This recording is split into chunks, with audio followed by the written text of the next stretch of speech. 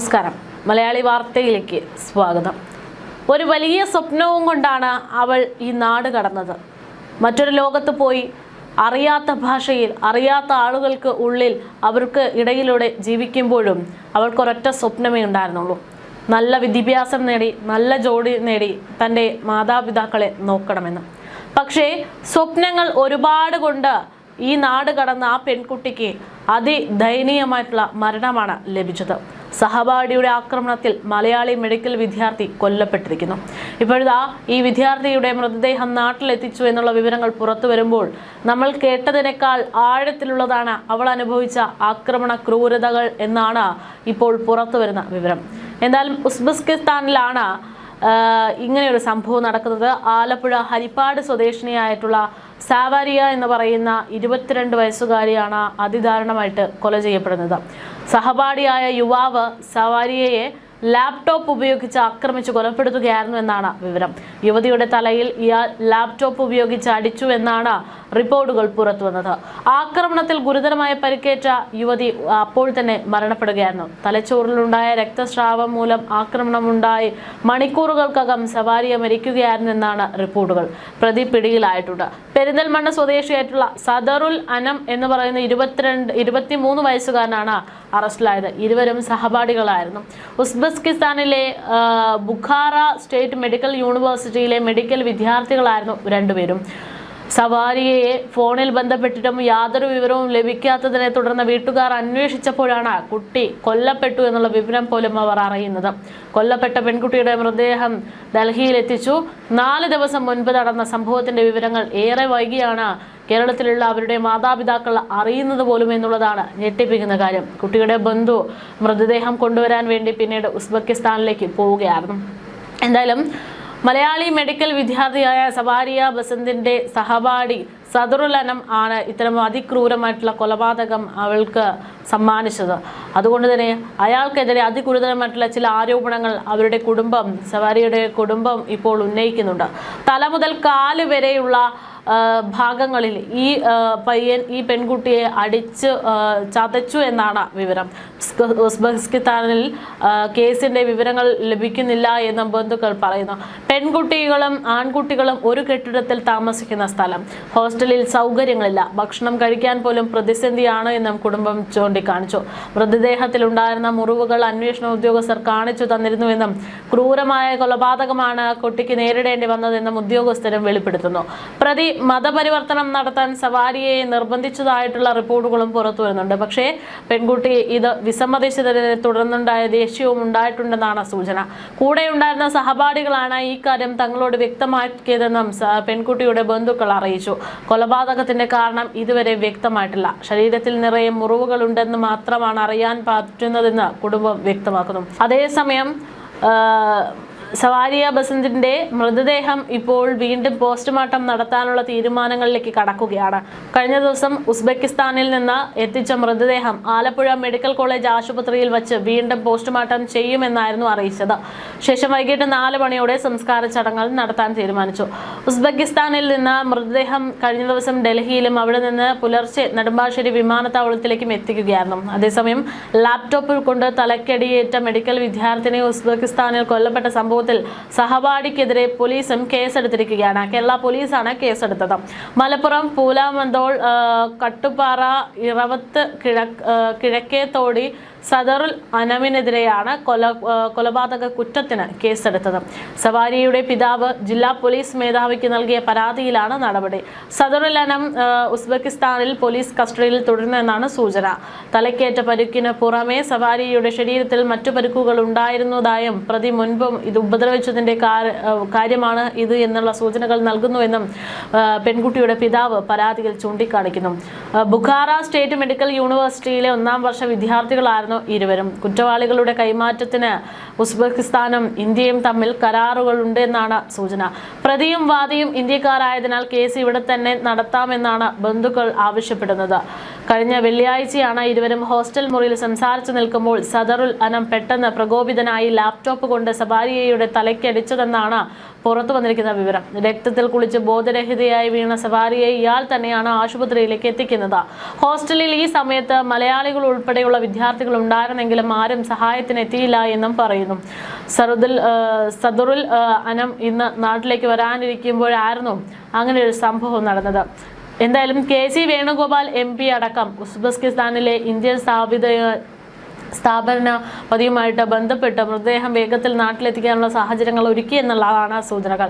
Customs clearance ഉൾപ്പെടെ നടപടികൾ വേഗത്തിലാക്കാൻ MP-യുടെ ഇടപെടൽ സഹായിച്ചു എന്നാണ് വ്യക്തമാകുന്നത്. സവാരിയയുടെ ഹോസ്റ്റലിലെ സഹപാഠികൾ ബുഖാറ പോലീസിന് മൊഴിയിൽ പ്രതി നേരത്തെയും പെൺകുട്ടിയെ ഉപദ്രവിച്ചതായിട്ട് പറയുന്നുണ്ട്. പെൺകുട്ടി താഴെ വീണു എന്ന് പറഞ്ഞാണ് പ്രതി ആശുപത്രിയിൽ പെൺകുട്ടിയെ എത്തിക്കുന്നതെങ്കിലും ആദ്യം കുറ്റം സമ്മതിക്കാൻ വിസമ്മതിച്ചയാൾ എന്താണ് സംഭവിച്ചതെന്ന് വ്യക്തമാക്കുകയായിരുന്നു. ഉസ്ബെക്കിസ്ഥാന്റെയും ഇന്ത്യയുടെയും നയതന്ത്ര കരാർ അനുസരിച്ച് പ്രതിയും ഇരയും ഇന്ത്യയിൽ നിന്നുള്ളവർ ആയതിനാൽ കേസ് കേരളത്തിന് വിട്ടു നൽകാൻ ഇന്ത്യക്ക് ആവശ്യപ്പെടാനാകും എന്നുള്ളതാണ് നിലവിൽ വരുന്ന സൂചനകൾ. വിചാരണ അടക്കമുള്ള നടപടികൾ ഇനി ഇന്ത്യയിലാകാനാണ് സാധ്യത.